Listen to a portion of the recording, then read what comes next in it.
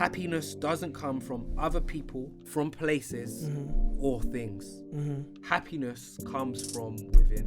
I used to have really negative self-talk that I wasn't even aware of until my brother actually pointed out to me. If someone else talked to you that way, would you be around them? Before you complain about washing dishes, remember that some people don't have water. Before you complain about having to walk to the train station, remember that some people don't have legs. There are so many things that we can go on here. Don't complain. Embrace gratitude. If you're growing plants and if you're really loving and talk really nicely to a plant and you give it compliments and you're just really loving on the plant, versus you've got another plant that you scold and you are rude to and you disrespect, you say very unloving words. The one that you're giving the love to will grow really nicely, and the one that you're not won't grow. It's important to recognize that it's not unjust to let go of those who show no concern for you. If people are showing you no concern, get rid of them. Yeah, throw them in the bin.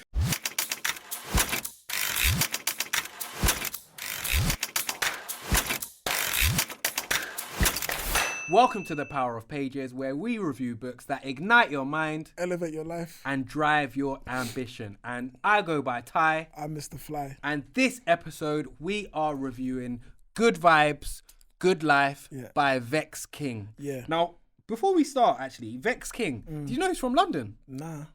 Didn't even know who he was until this book. Did you know who he was? No. Only found out reading the book. Okay. Yeah, he said that in the book, isn't it? Yeah, he said he's from London. Yeah. I assumed he was American. Yeah, me too. Yeah. So, firstly, big up Vex King. I think it's just nice to see a fellow Londoner author preaching the positive messages in this book. Yeah. And I don't know where you want to start on this. Actually. No, I mean, you know what? Yeah, where I will start is this is going to sound dumb, yeah? Or did you know that vibes was an abbreviation of vibration? Yeah. I never knew that. I swear. So now, when vibes, I just thought it was his own word. But I know like vibrations and stuff. I know people talk about vibrations and whatnot. So it's like, I didn't put it together. So even seeing the title, the book, Good Vibes, Good Life, it's good vibrations, good life, which makes vibrations is a bit of a heavier word than vibes. But vibes has become a word now. Yes. So obviously it's an abbreviation, but it's become a word now. Yeah. But I don't know. I never knew that that was an abbreviation of the word vibration. So that was like, wow, what? I was like, what? You get me? But no, the book is good, man. I feel as though this book was like a KPI sort of book. Like Vex King positioned themselves as a KPI. Okay. And if you don't know what that is, go back and watch our Daniel Priestley review. That's what I'm going to say on it. But what do you think? I didn't think of that while reading the book. I didn't think that he was trying to position himself as a guru or anything like that. I thought he was just preaching the positive vibes and positive message that he does. Not taking anything away from it, but I kind of felt like, because there was sorry, carry on. No. Yeah, no, because there was a few references in there, like, obviously he talks about his Instagram. Yeah. I was just got 2 million followers. I was like, I never heard of this. Yeah, I checked his Instagram straight away. I was like, wow, he's got 2 million followers on Insta. I said, wow. Then a few other things that he's done. So I was like, does he post like?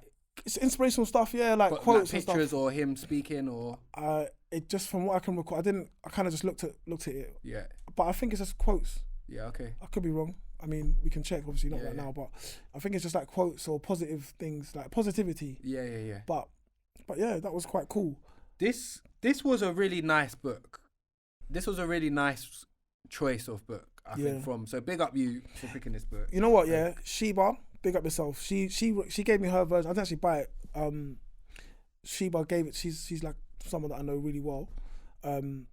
And she gave me the book. Okay. She recommended that I read it because she knows obviously she's gonna watch this one for sure anyway. Yeah. But she watches she knows about the reviews and stuff. Yeah. So she was like, oh, this would be a cool book for you to review. She read it and it made a big impact on her. Yeah. To be fair. And I can see how. By the way, I can see how. So yeah, big up Sheba, big up for this recommendation. And I want to start off this question by asking a question that the book asks and talks about, and it says, "What is self-love?" is the chapter, Mm. and it gives an example. If you're the project leader of a final year university assignment and you catch a team member you like on social media instead of helping your team, you may allow it to slide. If they do it multiple times and their productivity slips, you may warn them that if it persists, you'll have to report them to the course leader. If they then choose to ignore you and continue their behavior, they continue slacking, would you feel guilty about taking further action on them? Like, would you feel guilty about reporting them to the teacher? No. Why not? You've given them every opportunity to turn it around. Yeah, but the other angle is you're potentially ruining their assignment with you. I'm ruining their assignment. No, but that's a viewpoint. Yeah, okay. And my viewpoint is, how am I? They're the one. It's their choice. Yeah. Of course, they're potentially ruining my assignment. So no, I mean, I feel like that's a trick question. Would you? Well, now as an adult, one thing I will say is context is important, but my answer still remains the same. Yeah, context is important. Yeah. But now, I would have no qualms about calling someone out for slacking or for not, It's a team. it's a team. No, now, then but I would probably say in my teenage years, yes, I probably wouldn't have. Why? You don't want to be a snitch? Yeah. Don't want to be a snitch. Yeah, don't want to, because... Okay, what's the right thing to do? Forget about... No. The right thing to do is look after yourself. It says self-love, What is best for me? Even it could be best for them. Yeah. Because if they get kicked out of uni or whatever, they kicked off the course, that could actually be the best thing that happens to them, because it could be a wake-up call. Yeah. But, yeah, man, I mean, fair enough. I am speaking from the perspective of, like, I'm grown up. I'm a grown up. In uni or in college, would I have done that? More than that, maybe not. Maybe not. But that's, with age comes wisdom and stuff like that, right? With age comes wisdom. As we've established. I've got a lot of wisdom, bro. Got a lot of age too. But there's a quote he says, "It's important to recognise that it's not unjust to let go of those who show no concern for you." If people are showing you no concern, get rid of them. Yeah, throw them in the bin. I think that's a good example you brought up, and the way you phrased the question, because I did at times feel that the book is for like a slightly younger not for my generation. Yeah, okay. I felt like this is for I'm a millennial, right? So what's the ones after millennials? I forget what it's called. Gen Z. Gen Z, maybe. Yeah, I felt like it's targeted to that generation personally. So I think that's maybe because like when they get older, they're more than likely think how we think, but I'm not currently thinking like that now, so it's not a challenge that I have to deal with at this moment in time. Does that make sense? Okay. So in other situations through the book, I kind of felt like, okay, this is it's good information, but I feel like I've kind of aged out of, like I kind of know this stuff. I don't think you've aged out of these things. I just think you're things, not all things. Yeah, some things. I think you're just well read on a lot of the things that he was preaching. We've read similar vibey books to the things that he's preaching. Yeah. Vibrationally. Yeah, similar vibration books. See, like before, I would have just thought vibey. Like I wouldn't have thought vibrationally. Yeah, go on. But yeah, we've read similar things along this vein. Yeah. That have helped us develop this mindset and grow. So I think obviously with age comes wisdom, but I still think there's people our age that will not have necessarily that wisdom. Yeah, age isn't the deciding factor. You're right. Yeah, you're right. So So that was the first thing I wanted to touch on. And I'm going to bulldoze again and go on to the second thing. Go for it. Because I love this bit. Yeah. Okay. I think I know where you're going. Do you know where I'm going? Let's see. Express gratitude. Yeah. And I love this. And I think there's been lots of books that we've read that have spoken about gratitude. I think Jay Shetty's book, Think Like a Monk, was one of them. Yeah. And I just wanted to write down some of the quotes he said. Yeah. And maybe even add some of my own off the top of my head, if I can think of any in a moment. Yeah. So this is to you viewers and the power of pages. Before you complain about school, remember, some people can't get an education. Facts. Before you complain about your job, remember, that some people don't have any money. Facts. Before you complain about cleaning the house, remember that some people don't even have a shelter. Facts. Before you complain about washing dishes, remember that some people don't have water. Before you complain about having to walk to the train station, remember that some people don't have legs. There are so many things that we can go on here. Don't complain. Embrace gratitude. Think about the things that you do have rather than the things that you don't have. And yeah, man. No, you're preaching, bro. It's facts. It's facts. And I think, yeah, go on. I want to add to this. I'm not always positive. Like, some people see me as, you know, Mr. Positive, and, you know, I have down times too. And gratitude is one of the things that helps me in those moments, because when you focus on the things that are going well and are positive in your life, it helps you remind you that actually, you know, things are okay. And regardless of what situation you're in, you might be in a really dark situation. There is always something to be grateful for. And it might be hard to look for in that moment, but when you look deep enough, there is something to be grateful for. And if you're watching this, you have the ability to watch it on some form of technology. Do you get what I mean? It's anyway. No, I love that. You're right. I think, well, you have to realize, man, this life is a gift. The fact that you woke up today is a blessing. Do you know what I'm saying? Like, yeah. Trust me, people didn't. People didn't, bro. Someone didn't wake up today. Yeah. Do you know what I'm saying? Yeah. So it's like 100%, and unfortunately we take things for granted. It's human nature. But you have to kind of check yourself and reality check yourself to go back and recognize what position you're in. Do you know what I mean? Like, I'm not even gonna get too deep, but it's just, you just gotta take it as a gift and be grateful for your gift that has been given to you. So I agree with you. Yeah. You know what I mean? But I knew you'd like that part. Earlier when I was editing, so when I was going through my notes, and I said, oh yeah, and there's a part I know you love, is the gratitude. I know whenever I see gratitude, I'm like, Tyler's gonna love this bit. Yeah. But no, and this is why even like moving on from the gratitude is like what in the book, chapter 2, I think, or part 2, because he didn't really do it in chapters. It was a bit part 1 and part 2. Yeah. It was like headlines. Yeah. But surround yourself with positive people. Do you know what I mean? It's so important. So obviously, being surrounded by yourself, it naturally rubs off. Do you know what I mean? Because as you're talking, I'm thinking, yeah, you know what, Tyler's right. So I mean, I'm feeling this way, and it's good to recognize your feelings as well, which is something he speaks about in the book. We'll get to later, but it's like it's good to recognize and understand how you're feeling at the time.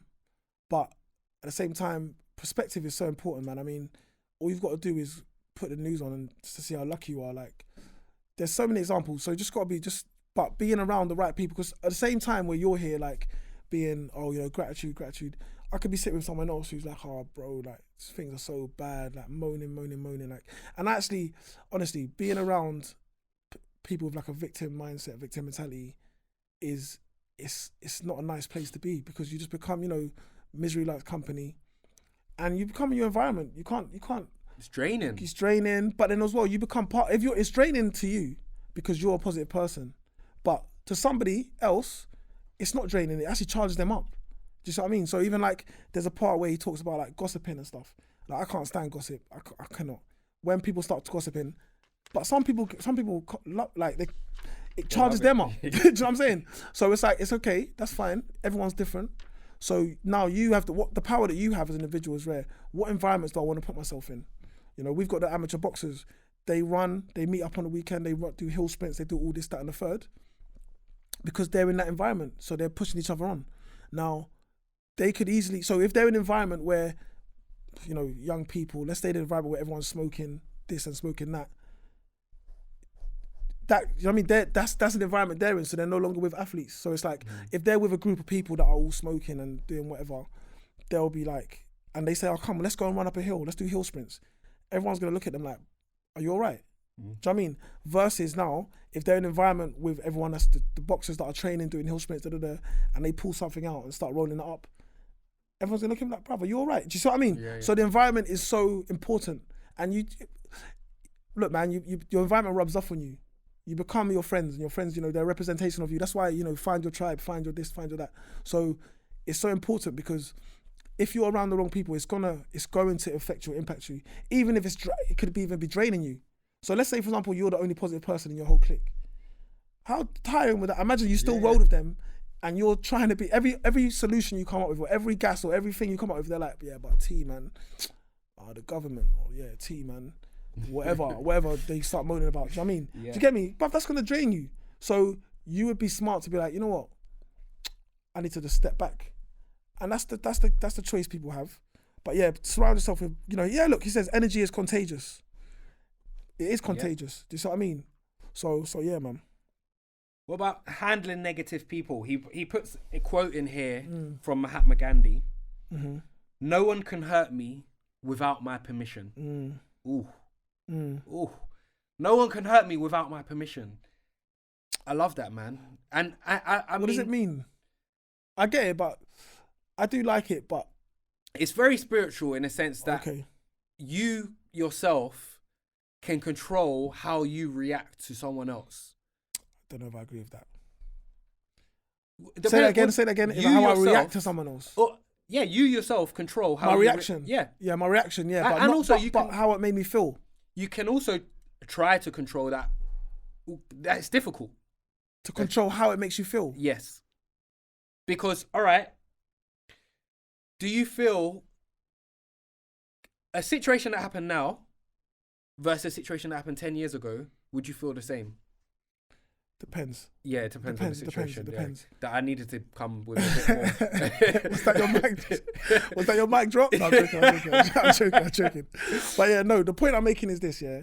Because you're right, the reaction, he even says here, and I agree with this, and I'm aware of this, and I do this a lot. I think I even do it too much, is like, observe your thoughts. Yeah. And it's like, okay, Tyler said that, and I didn't like it. It made me feel bad. Why? Then I'll ask, why did you feel bad? Like, why did it make you feel? Why did you feel like that? Or what's the source of that? And it might even not, more time than likely, it's not even nothing to do with what you said. Yeah. It could be to do with an insecurity that I have. It could be to do with past experiences. It's a whole load of things. You know what I'm saying? So I don't think that I can control how I feel entirely, but I can control how I respond and how I feel about how I feel. Do you get what I'm saying? So I don't want to get too deep like that. But the point I'm making is, it's a nice quote and I get it, but I feel like people have maybe said things to me before, or things have happened or whatever, where it's happened without my permission. Like, obviously I don't give you permission, but if someone you care about, someone you respect, or even a random person on the street, we have, like, it's something, I don't feel you can control it. You can control your reaction though. I think this is too deep. This quote is maybe too deep. Yeah, it's too deep, because monks, I feel they can control their emotions to that point. Okay. Do you get what I mean? So they train themselves? Or? Yeah, and over time, and for me, if someone said horrible things to me, depending on what those horrible things are, they might not hurt me, because I'm confident and comfortable with myself in certain things. Mm-hmm. Whereas this is for everything. No, I get you. I think it's just, look, man, I think we all have vulnerable points. And if someone is able to knowingly or unknowingly trigger a vulnerable point, it's going to make you feel a way. Yeah. Now, how you respond to that is a different thing. But I think, yeah, you know what I'm saying? I don't want to talk about it too much, but I don't know if I could, because I would never give permission for anyone to hurt me. Do you know what I'm saying? But sometimes, man, and sometimes, like, I've reacted in ways in the past, and I'm like, I was surprised that I even reacted that way. And it's obviously more to do with people that you care about them and stuff like that. So, and there's history there, but it's a nice quote. Yeah, it's a nice quote. I guess the next thing I'm going to mention contradicts it slightly. Because he talks about the power of words. Yes. And we just spoke about how words can't hurt you, or, without your permission. Yeah. Well, actually, words can hurt, help, or heal, is what he says. There's power in everything you write and say. Your message is significant. Be wise with it. And I mean, this kind of goes back to a review we did on the 4 agreements a couple of books ago. Yeah. About, you know, to be impeccable with your words. Yeah. I think he talked about. But he's saying, the power of words. And I wanted to talk about a study that he'd mentioned, which I actually thought about trying, but I didn't do, which I'm gutted that I didn't do. But anyway, I'll give you the study. So in 1990, Dr. Masaru Emoto carried out groundbreaking experiments on the impact of emotional energy on water. In one study, he wrote positive and negative words on containers full of water. He then froze samples of the water from each container. Among the negative words were "you fool," while a positive one was "love." Dr. Emoto's thinking was that if our words are energy and if our words are energy and water is an absorber of energy, then surely the words would affect the water in some way. Mm-hmm. And the study showed he was absolutely right. The water that had been exposed to positive words formed beautiful ice crystals, with the words love and gratitude forming from the most stunning ones. In contrast, the water exposed to negative words formed unappealing patterns with distorted shapes. He found the same results by verbally communicating words to different water containers. And I read it and I thought, this can't be true. Yeah. This can't be true. So I That's thought, sick though. Yeah, I thought that's crazy. Yeah. Like, if it is true. Yeah. So then I thought, I haven't had time to do it. Let me do it myself and see, innit? But I think there's a lot of studies like that. So, like, have you heard about plants and stuff like that? Have you heard about this with plants? So if you, I got a funny story about this. Tell me. So if you're growing plants and if you're really loving and talk really nicely to a plant and you give it compliments and you're just really loving on the plant, versus you've got another plant that you scold and you are rude to and you disrespect, you say very unloving words and like hateful words to it. The one that you're giving the love to will grow like really nicely, and the one that you're not won't grow as nice. And that's pretty much it, right? Yeah. So I've got a plant in my office at home. Yeah. It's a yucca plant. Okay. I actually named the plant Vera, even though it's not an aloe. Even though it's not an aloe vera plant, it's a yucca. I called the plant Vera. And let's just say I water it sporadically. Okay. And actually, when I first got it, I was making sure that, I watered it every week. It doesn't need to be watered. It's not one of those ones that needs to be watered every day. It's like, when I first got it, I was, looking at it, touching the leaves a little bit and, making sure what water. Anyway, I went away for a week and then I came back and I noticed the plant is starting to wilt. Like, some of the leaves are like looking like they're starting to. The plant looks sad. Yeah. The plant looks sad. Yeah. So over the last few days, I've started to like talk nicely to the plant. Yeah. Say, come on, plant, grow. Come on, grow back your blooming leaves and I love you, plant. Vera. Vera. I've been talking nice to it. Okay. I mean, I haven't noticed any changes yet because it's been too soon, but I think that's a direct consequence of this book. Okay. I'm going to ask you the next review. I'm going to follow up on Vera. I'm going to Vera watch. We see how Vera's doing. Vera watch. But yeah, the power of words. And it makes sense if, our energy can impact humans, the things that we say to humans. We don't know, like... No, we know, T. Come on, man. We know, but we know. No, we know, but we don't know. No. I know... Why do we not know? Because when I talk to you... Yeah. And if I make a joke or something and you laugh... Yeah. I get an instant reinforcement of what my words have... The impact they've had on you. Yeah. If I do that to a plant... with a plant, sorry. Yeah. Okay, so I thought it was about human to human. Oh, okay. Carry on. With a plant, I don't get an instant reaction on, if my words are doing any positive to them. No, we don't. Yeah, fair. I mean, look, man, there's studies and stuff, they can check it out. Like, I don't. You know what I mean, but we'll find out, innit? We'll find out the next review. But no, I think staying on the words, like the power of your words, it's, you know, like you said, the words can heal, hurt, and all that kind of stuff. But there's a lot of, that's why it's very important. It's very important, like what you say, who you say, how you say things, and who you say it to, and that goes externally and internally as well. Do you know what I mean? And this is something again which the book reinforced this for me. Do you know what I mean? Like I knew this. Like there was a time where I kind of thought, I think going for that sort of mentality where like, you know, you've got to be hard on yourself. You've got to be hard. Like you need to be the best and all that kind of stuff. I used to really have really negative self-talk that I wasn't even aware of until my brother actually pointed out to me. I think I might have even said this before on the pod, but it was like, if someone else talked to you that way, would you be around them?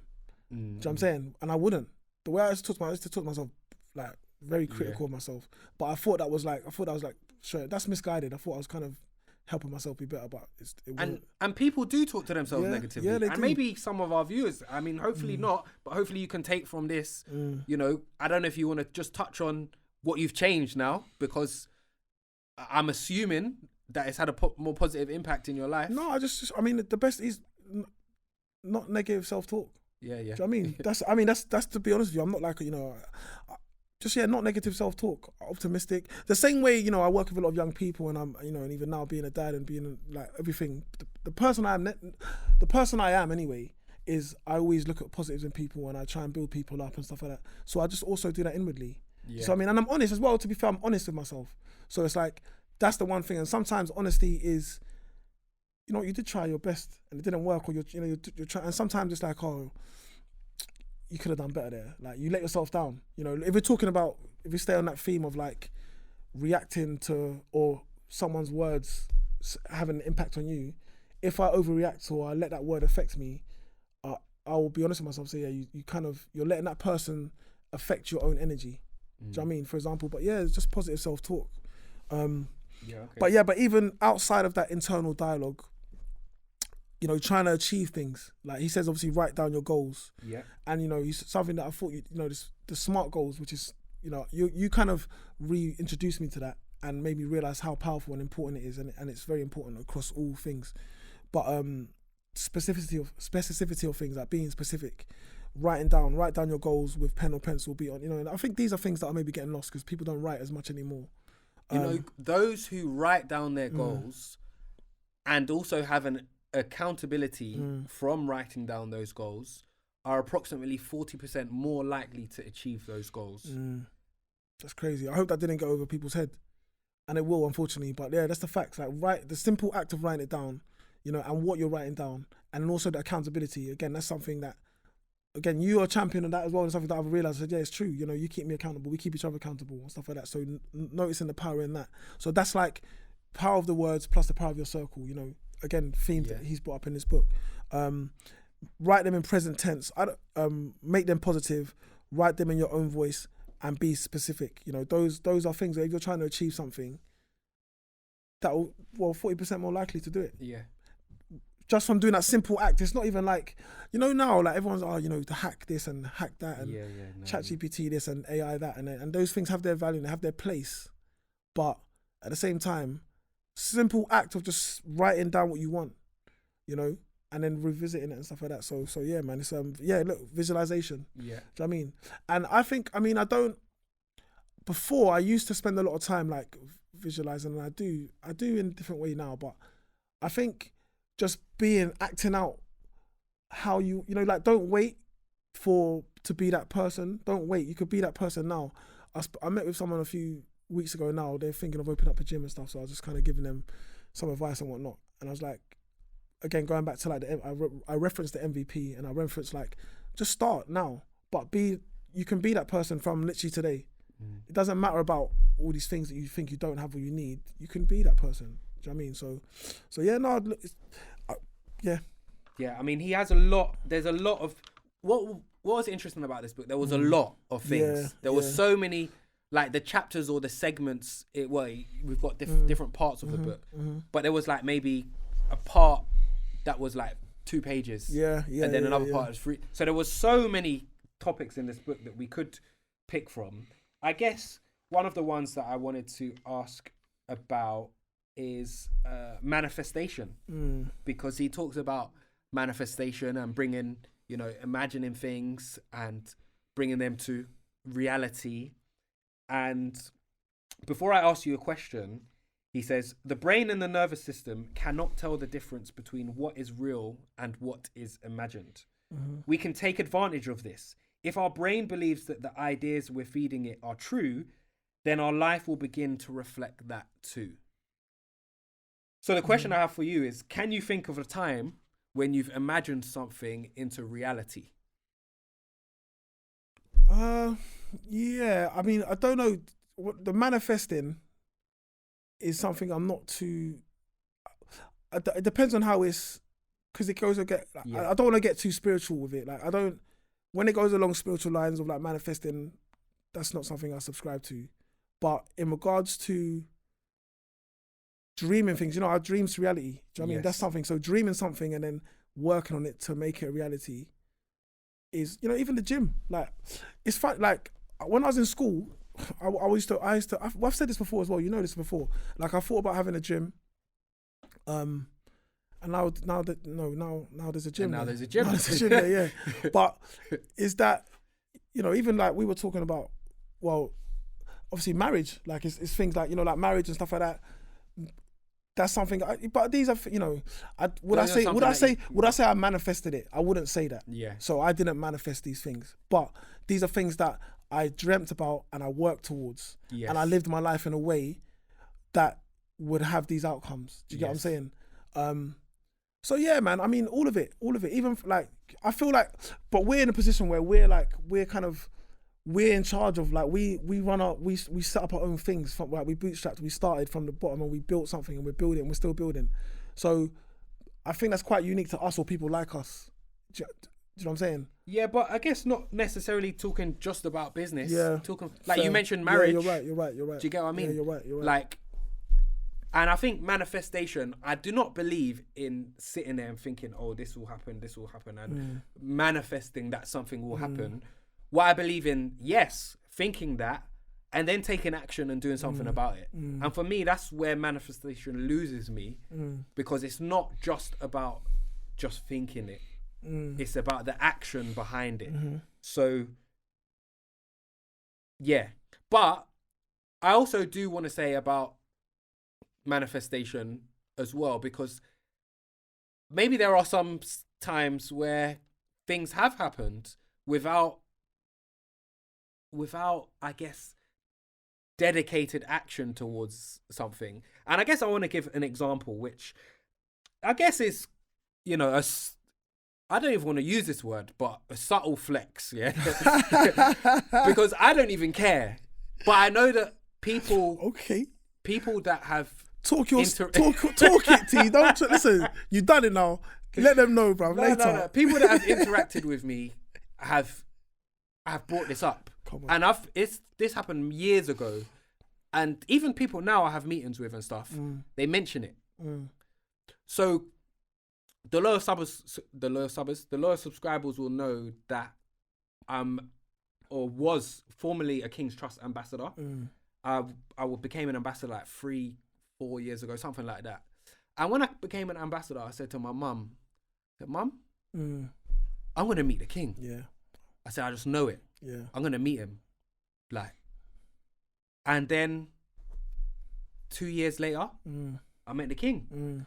Yeah. And what was funny about it was, at the time I met him and I got invited to Buckingham Palace, and I was in the room with like maybe 100 people, maybe more.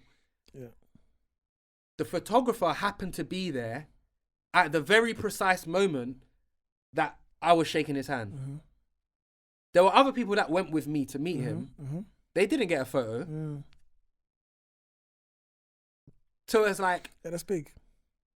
So when it comes to manifestation, it's like, did I manifest that? But, or was it luck? Or was it just a coincidence? So that's where it's like manifestation has me sometimes. Yeah. Because because it's like, oh, okay. That, and certain other things, like little things, have come because of thoughts. But then I guess your thoughts lead to actions, even subconsciously. Yeah. So Yeah. I don't know, man. Like in situations like that, I feel like God's got a plan for us, and I feel like God wants you to have what you want.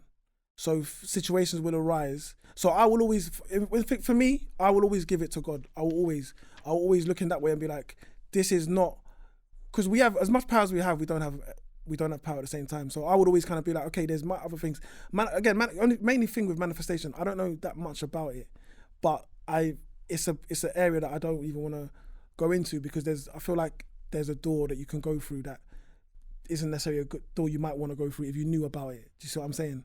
But yeah, no, look, man, I remember you telling me about telling me that story. That's why I just let it run, because I know, it's like, it's big. Because I remember you told me when it happened, like, as it was happening, you told me, and then even with the picture, because when I saw the picture, I thought like, oh, this was a standard. Like I thought, oh, everyone gets a picture like with the king, like everyone gets it, but no, it just happened to be. It happened to be in the right place at the right time, literally, with the photographer there. Yeah. So no, but I think the issue as well. I mean, you didn't. I mean, no. When you joined the King's, you was part of the Prince's Trust. Then that happened afterwards. But I'm assuming to be an ambassador, did they request you to be an ambassador, or they requested you to be an ambassador? And that's because of the qualities that you have. I'm assuming they don't ask everyone, or do they ask? No, they don't ask everyone. Okay, so I think the reason I'm asking that is because obviously another part of what he talks about is like patience, or the society, he calls it the quick fix society. So that patience, those sort of qualities there. Also, like in a situation in the world now, there's not that much patience. Instant. So because you were obviously you're part of the Prince's Trust or the King's Trust now, and then you've worked on things, you've gone back. It's a process. It's not like it's not. I mean, how long were you in the Prince's Trust or the King's Trust? Years. Or as an ambassador, I think 3 years. Yeah, and then how long the program? And then the program was like 2 years before that. So it's like. So because you were able to, and it's like, obviously when you joined it, what was your intentions of? I was never joined it thinking that I was gonna meet. But that wasn't the reason why you. No, do you know the reason I joined it was because I was winging my business. I was making it work. I had no guidance really. Like I had, my mum and other people, but and a youth worker I was using as a mentor, and he was like, well, my mum told me to go and get in contact with them. I ignored her because sons don't listen to their mums. And then the youth worker told me to go and get in contact with them. He's like, you need a mentor. They can give you courses. So he pushed me to go and get in contact with them. Yeah, no, look, man, I think even now, look, you're still basically being an ambassador for them right now, which is quite cool. I mean, which is a good thing, because I'm sure you'd encourage people. And off the back of you as well, I tell young people to go to the King's Trust. I've told a couple of them, I said, no, listen, this is what you need. Because similar in that vein where they're and I said, I can help you to a point. But again, I don't have dedicated. I can only give you this amount of time. So yeah, big up the King's Trust, man. But yeah, the quick fix society. So patience is a must when pursuing your goals. So that is something I think now, especially now with online and social media platforms, people lie firstly and say, I did this and overnight I made this amount of money or whatever. That's not necessarily the case. Not to say it doesn't happen, but it's not. I think it's not the rule. It's the objection to the rule. Then as well, no more need for patience. Now everyone thinks you can do things quickly. So now people think there's no need for patience, but you've got to put in a grind. You've got to put in a shift. And I think that is something as well that from the book I'm like, okay, I know when I'm speaking to people, like people come in, they want to learn to box, and it's like, okay, it's gonna take a long time, and it's not gonna be easy, whether it's boxing, and that goes with anything. I've always said this: anything that's significant that you want to achieve is gonna take time. Anything. So yeah, man, and it's not gonna be there's no quick fix to this. You have to be happy with that. There's no quick fix to this. I see all these ads on YouTube like, you could do this with just all these lies, man. But there's a lot of vulnerable people that fall into that kind of stuff, unfortunately. Swap short-term pleasure for long-term gains. But find the right balance. Because you want to find the right balance for you. I think within business, there is. When you say balance, what do you mean? How do you mean? Well, if I was to swap short-term gain for long-term pleasure in everything that I did, then I don't know if I'd be enjoying life as much. So, for example, I like chocolate biscuits. They give me short-term pleasure. Okay. And me having a six-pack would give me long-term pleasure. But I don't care enough. Well, I don't care enough about that to forgo the chocolate biscuits. So the pleasure's not, is the, okay, fair do enough. you get what I mean? Or sorry, the gain. Yeah. Fair. All right, yeah, cool, fair enough. So, like, and I believe there are certain circumstances where I can't think of any other, where you might prefer the short, you're not worried about the long-term gain. Yeah, fair enough. But to preface that as well, I live by delayed gratification in the majority of things that I do. How long's the delay, or how long are you willing to delay it? Depends. I mean, it's context dependent. Yeah, fair. On that same chapter, and this made me think of me because I used to be like this. So I used talking about writing. I used to write down, like, for this. I think Brian Tracy said to do this, and I used to write down. I basically write down what you the life you want. So it's like, you know, I have this, I drive this car, I do this, I have this, I have that, I have this, and I used to think, when I have all this, I'll be happy. Do you get what I'm saying? But then in the book here, we said, and this is it. So he said, most people are living with, when I have X, I'll be happy, way of life. However, you can have pleasure in the present by living mindfully, appreciatively, and altering your perspective. You know what I mean? And that spoke to me, because I'm not like that anymore, and I stopped writing that list, and I just kind of changed my perspective on things. And that's important, because a lot of people now, they don't, like I said earlier, man, you don't know, man. You don't know how many years you're gonna have, man. You don't. You know, you could be waiting. So that's what I was asking you when you say the delayed gratification. I think it's good, like, because you have to sacrifice some things at some times. Okay, maybe I'm not going to do this now, but you see what I mean? But there's a balance at some time. As long as it doesn't affect your happiness or your impact your life like that, too tough. And I think that brings me on to the power of pages, because I want to go first on the power of pages. Okay. Because he talks about achieving true happiness. And you touched on it there, but he says happiness doesn't come from other people, from places or things.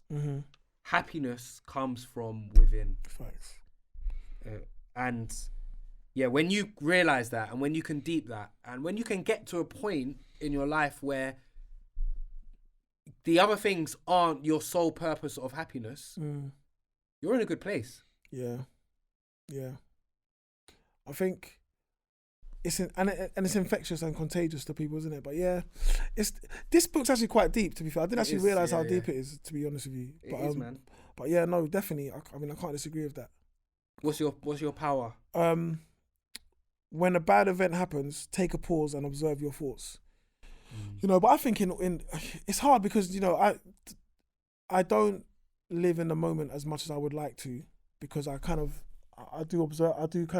always sort of like observing myself, and it has a moment. That's why I think people are like this, but that's why, not myself necessarily, but people kind of do these experiences or do things at times to kind of just take themselves out of the moment or whatnot. But I think it's important to, when a bad thing happens, or when, like we said with the Gandhi example, if someone says something that triggers you or that kind of gets you, take a moment to observe, like, how do you feel? How do I feel in this moment? I think it's really important, and it will help you in life, man, because then you can respond appropriately. You can respond in an appropriate manner, as opposed to like off logic or off, you know, even like, you know what, I need to take a moment. Like, you might just be like, I need to step out because you know how you're feeling, whereas just not being aware of it, and then before you know it, like, crash out is the word that everyone's using now. Like, you know, you start crashing out, and then you only realize after the fact. And it's not easy. I'm not saying it's easy, and I'm not saying I do it all the time. Like, but when a bad event happens, or any event really, but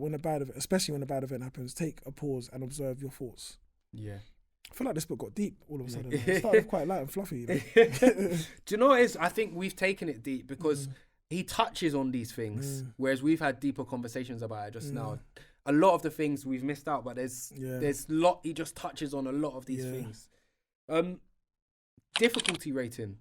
Your pick. What? How difficult was this? A 2. I didn't find it difficult at all. It's quite easy read. I read it quite quickly. Not a 1.5. Nah, B. No points here. Only if it's required. Only if it's required. So yeah. So it's a 2. It's a 2. Okay. Yeah, I mean, I found this a nice, easy read. Like I said, the chapters or the segments were really, really short. Yeah. I gave this a 1. Really? Yeah. Yeah. I breezed through it. It was a nice read. Star rating. Star rating, this is a solid 3. Yeah, I would recommend it. Also, just going back to the 4 agreements, I take back saying that I wouldn't recommend it, because I actually did recommend it to like 2 people. Okay. And one of them definitely read it. So I take that back. But yeah, I would recommend this. And I'll give it a 3. Yeah, okay, a 3. Yeah, I feel like that's a bit harsh. Really? Well, that's my opinion, bro. Do you know what? I say that. Yeah. I'm not going much higher. I'm giving this a 3.5. I'm giving this a 3. But the reason being, and I guess, is this coming from a place of ego? Well, I'm going to say it and we'll let the viewers decide. I feel like I could have written this book. Boy, Vex King. Yeah. At him. Oh. But, you know, obviously it took a lot of time. But if I had nothing else going on in my life and I was to write a book and about good vibes, good life, he's preaching what I preach. Facts. Yeah, that's true. And so when I say that, the information in this book was reminders, really, you know, for me.